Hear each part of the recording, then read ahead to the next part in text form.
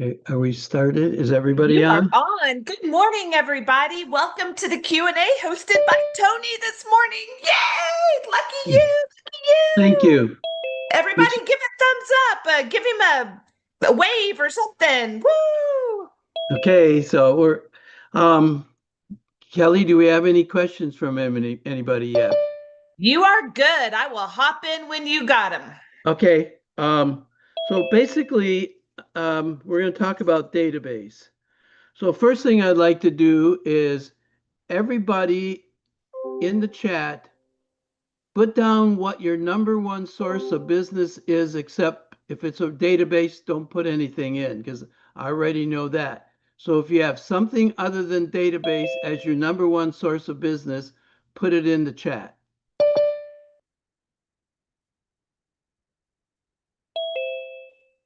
Okay. So we got I'll two. read it out. Lots of open house, Okay. SEO, relationships, Okay. conferences. Relationships is database. SEO is database. Agent referrals is database. So if you really look at, for most people, the core of your business is database. And so as we look at a database, I'd like to give you some statistics that are going to shock you and excite you. I just got these from Mike Ferry a couple days ago. The number of the percentage of realtors in the National Association of Realtors that have done no sales so far this year. Would anybody like to put in the chat what you think that number is?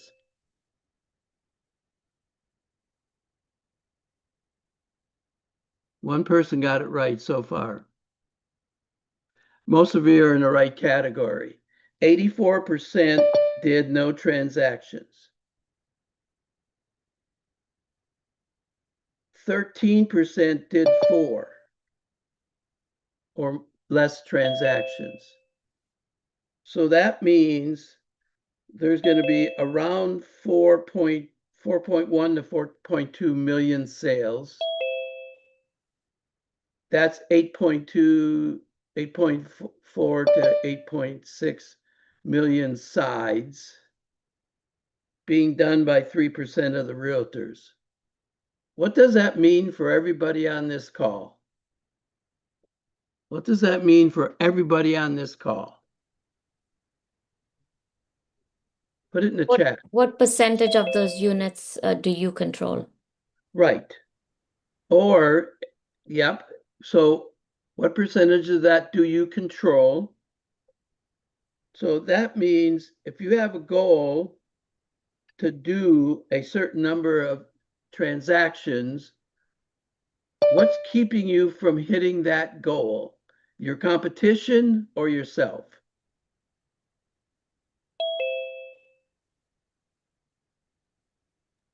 Most of us, it's ourselves. Yeah. So here's the thing, you have no competition. Today is the 20th of July. We have 10 days left in July. We have basically 163 days left in the year. We have 115 work days left in a year. So right now, if we look at what's available to us with no competition around us except ourselves, the thing of it is, all we got to do is spend time in our database to make things happen. And here's another challenge we have to look at for our database. If you've got a database of people, does somebody have a database including some of your people? Yes. Yeah. So basically, all we have to figure out is what we're going to do for the rest of this year. And I'd like, even when we get on our call on the 23rd, I want us to start thinking, what are we going to do between now and December 31st, 2027? So as we look at this, this is a good time of the year to be challenging ourselves. If you've been around real estate for a while, here's a couple of things that I did with my coaching clients to challenge them. And I'm going to do the same thing this morning. So as I challenged my coaching clients, I just asked a question. What would you have to do in the next 90 days to have a major change in your business? His answer was take a listing a day. So I'll ask you, would a listing a day alter your business substantially? Yes or no? Yes. Yes. Yep, there's no doubt. It'll grow your business. Well, it became a thing in the company that a whole bunch of people started doing 90 listings in 90 days. The best I heard of was 120 listings in 120 days. Things can be done that we don't think are possible. One week on my coaching calls, I asked all my clients, what would it be like to take 100 listings in a month? You know, we take one or two or five or 20. Why don't we just go take 100 a month? Well, that became a big deal. And then anybody who knows who Laura Gillot is, she's in a town of 18,000 people. Twice she's taken 100 and 102 listings in a month. Well, 18,000, why don't we just have a database of 5,000, 10,000, 15,000 people? We can start doing 100 listings a month. So I think one thing I'd like to look at today is all of us have activities that create people to put into our database. So what do you think the number one thing we have to do with our database to get more business from our database? What's the biggest thing we have to do with our database to get more business out of it? Put it in the chat. Engage with it. We have to engage with it. What does that mean? That means that you have to make a concerted effort to reach out to them on a consistent basis. Okay, one, we have to be touching base with them consistently. Put the minimum number of touches you should be doing with your database in the chat.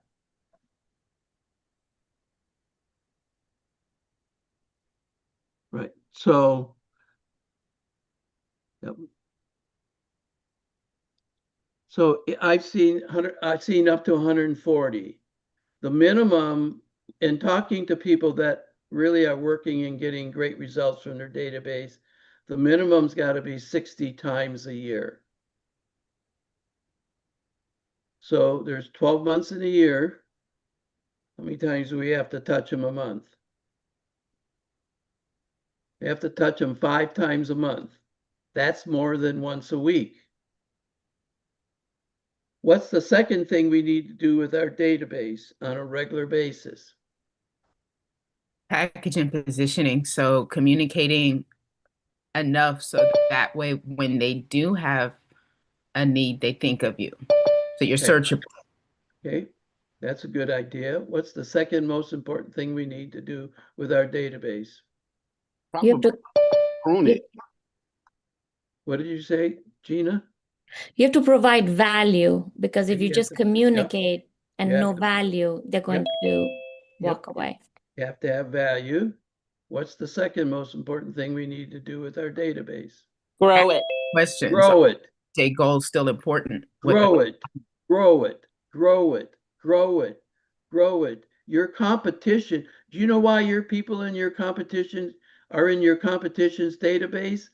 Because their database is 25,000 people, 50,000 people, 100,000 people, 200,000 people. The biggest database I've heard of, 325,000 people. And your brain is going, oh, I just can't touch that many people. With what tool can we touch that many people? Technology. Technology gives us the ability to do what? Touch 325,000 people 10 times a month. So we've got to be big and we got to touch a lot. So how can we be strategic about exponentially growing our database if we're looking to add to, to get to these 5,000 numbers? What's a lead magnet or Okay. So a lot of people wrote down open houses. So if you do a level 5 open house, what do you do? Level 5 open house, what's the last step? What's step 5 of a level 5 open house? You make it an event You make it an event. and you Follow invite up. your neighbors. You invite the call. neighbors. Hmm. Here's an interesting thing. I'm working with a group of market centers in Keller Williams. Here's what we're learning. Guess where people are getting leads from? The knocking and inviting the people or at the open house? Knocking and inviting. Knocking and inviting. One guy did his first open house. Nobody showed up. He ended up with 3 leads and a closing from the door knocking, inviting them to the open house. And he never said anything about real estate. He just invited them to the open house. What we're finding is people are getting more leads off the door knocking than they are off the open house. Unless you got a big database like the Burns in California, they average 200 an open house. They do 3 open houses in 7 days. They average 200 people. They also invite 15,000 people in their database. They do what they call twilights. Why are we doing open houses during the week? To get more people to put into our database. Are we knocking 200 doors? Anybody remember probably 8 months ago, the lady from Toronto? She knocked 1,400 doors and had 200 people show up to her open house. How do you get more people? How do you add more people to your database? Circle prospect and find people to add to your database. Do open houses, knock doors, and add people to your database. Start a geographic farm, treat it like a database, touch them 60 times a year, and within a year, they will be what? Not a geographic farm, they'll be a what? harvest? Part of your database. You just added 1,000 people. Buy a lead, and what do you get when you buy a lead? Contact information, To do what? follow up. Follow up and nurture. Here's the thing. A farm is the same thing. If you touched them 60 times a year and nurtured them, you'd get them for free and they would be part of your database. And all you need to do is knock it, do open houses, do pop-bys, do video emails, do all these social media things with them, do insights with them, and before you know it, there'll be a database for you, a permanent database. So here's the thing I want to talk about. And then you can start asking questions. I want to ask you to look at this. How many of you between now and December 31st of 27, well, first of all, let's look at this. We got all those days. So when Gary says you start looking at your calendar, what's the first thing you do when you're putting together your calendar for whatever period of time you're doing that for? What do you do first? Set your Block Put the holiday. vacation on it. Vacation.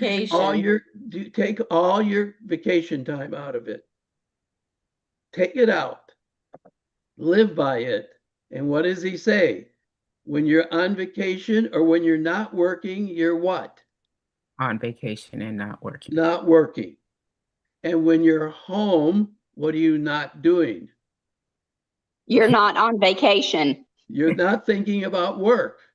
When you're gone, you're gone. When you're there, you work.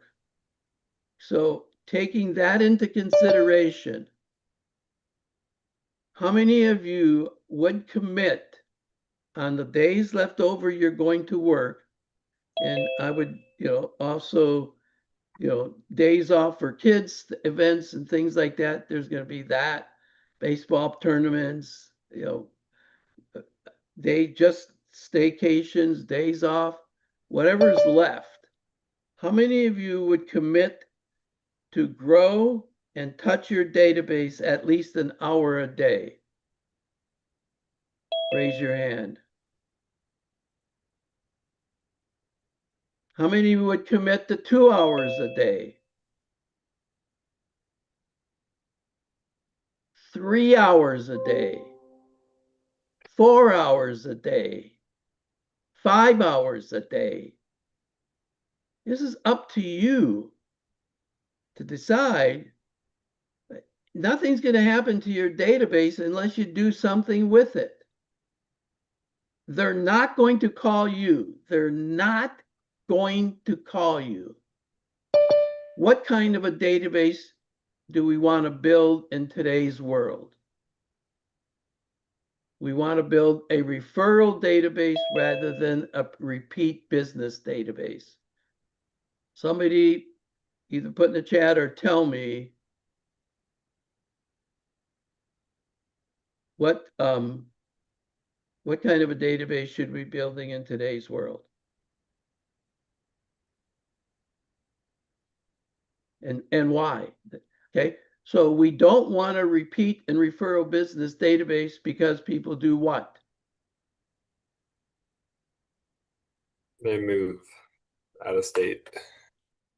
They, in the old days, they used to move every 3 to 5 years. Do you know how often they move now? Every 7 to 11 years. And you got 300 people in your database that are going to move in every 7 to 11 years. How much repeat business is in that database of 300 people? Pretty dang close to zero. So you're building a referral database. You are teaching them how to give you referrals. And the worst thing you could teach them is sending them cards and tell them to do what? Refer me. Yeah, give it to somebody and have, when you hear somebody thinking of selling, just give them my card and have them call me. How many people are going to call you? None. None. I sold real estate for 25 years. I don't think I ever person said, I got a card from your friend Mary Jones and I'm going to be selling my house. One of the things that we don't do a really good job of, and I was one of them until somebody taught me how to work databases, is you have to teach them how to give you a referral. You have to teach them how to give you a referral. And you have to teach them once or twice a year.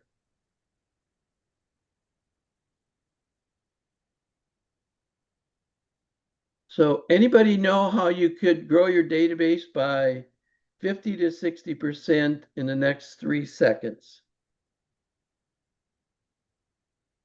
Give me one idea. Vendor partners. Pardon? Vendor partners, vendor partners. allied resources, Allied resources is one. What's another? Make a video. Call both spouses. People in the world today have each family has 3 databases. What are the 3 databases? His, ours, Yours, His- mine, and ours. his, hers, and theirs. theirs. Hers is related to the what? Most likely. Related to the kids and the kids' activities. His is related to work, golf, etc. Theirs is a combination of both and people that they just have relationships with. I had a guy I coached, he was in Western Chicago, drove by a house, saw a for sale sign that he had sold to the people 5 years earlier. He had called them every 90 days for 5 years. So that's 4 times a year for 5 years. He called them 20 times, taught them how to give them referrals, only talked to the wife every time because she was home. Called up at night asking about the sign. Who answered the phone? The husband. What did the husband tell him? What did the husband say to him when he asked him, why did you list with another realtor? Got your name and contact info. You never contacted me. I talk to your wife every 90 days. Well, you didn't call me. So that's when we figured out, that was probably 20 years ago, figured out that in the world of today, spouses aren't going, oh, you know, after dinner, let's just sit down and talk about Bill. And he called me today and he needs some referrals. Let's just maybe take a half hour and see if we can find any people for Bill to talk about or send to. They got so many things going on. You're the last thing on their mind. So how to add to your database? Call husband and wives. Another one is allied resources.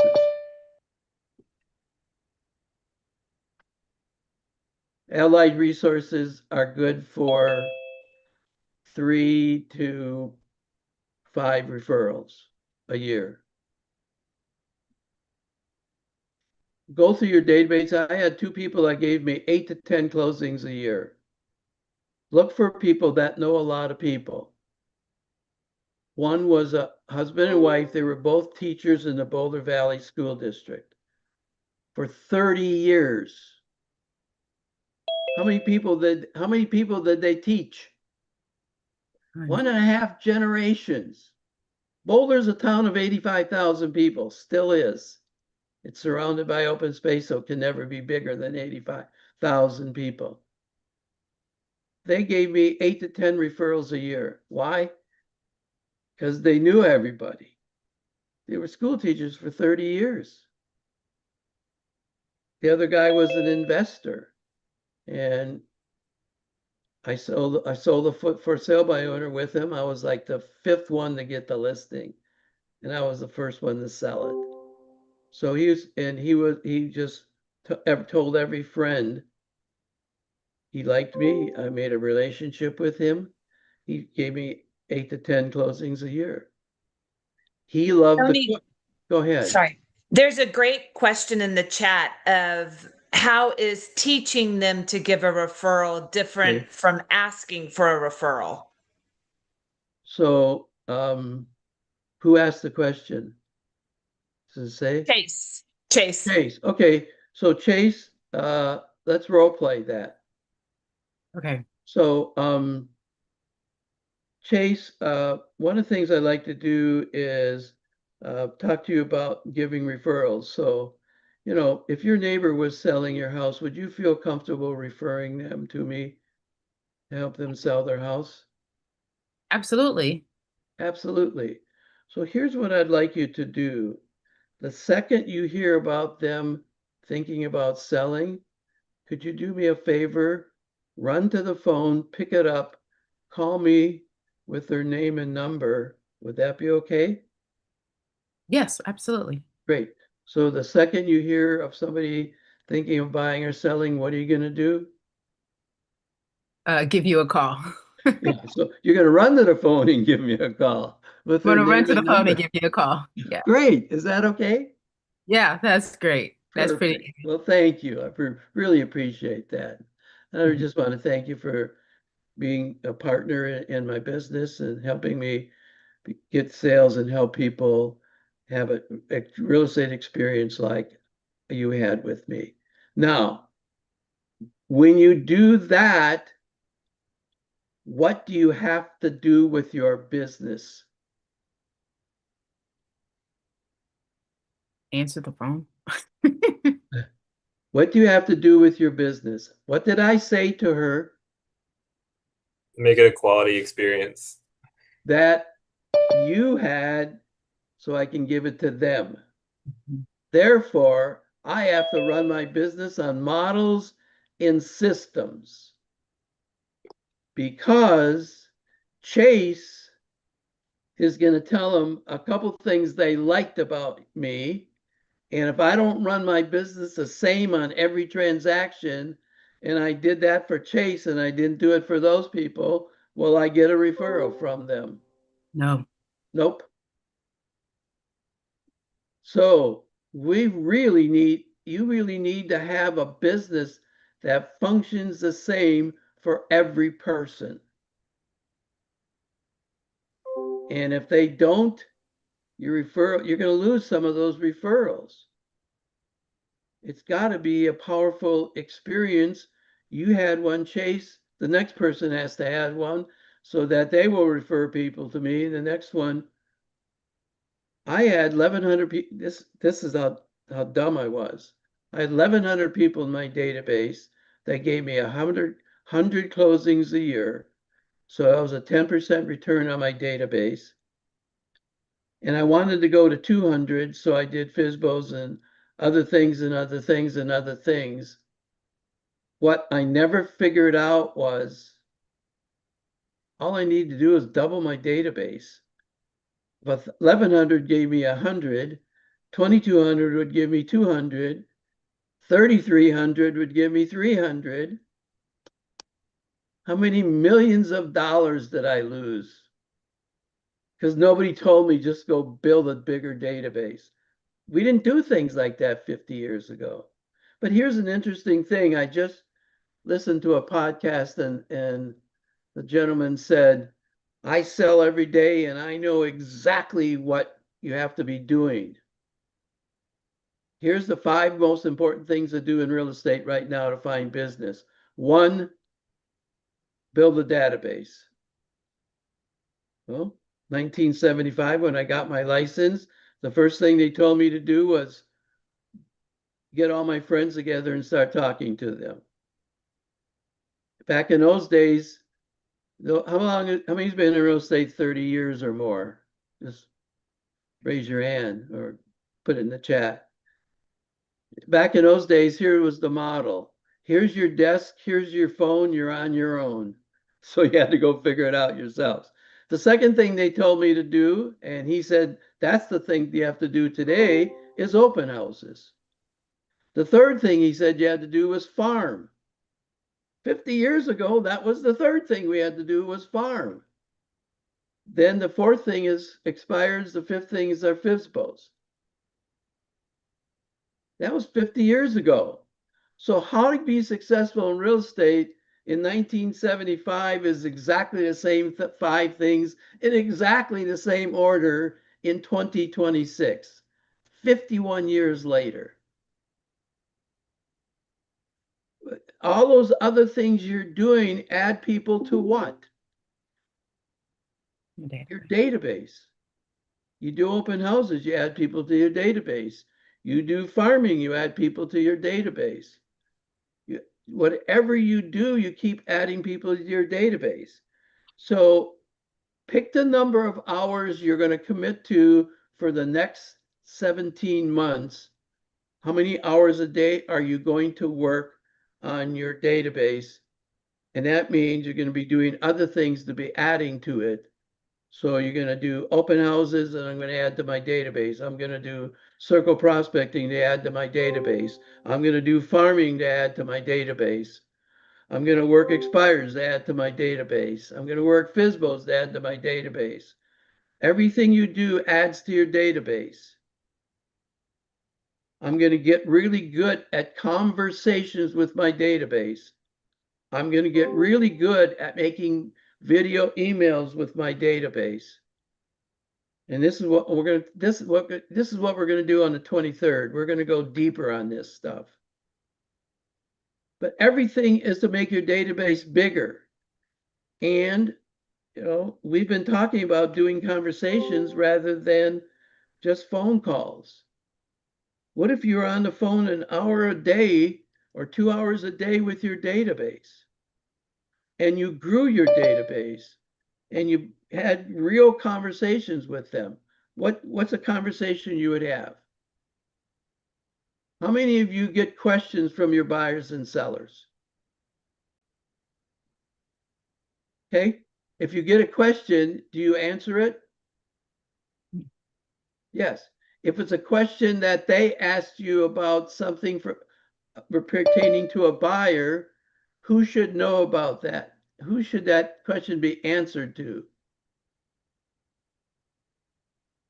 Every buyer in your database, which would be every person, because everybody's a potential buyer in your database or knows a potential buyer in your database.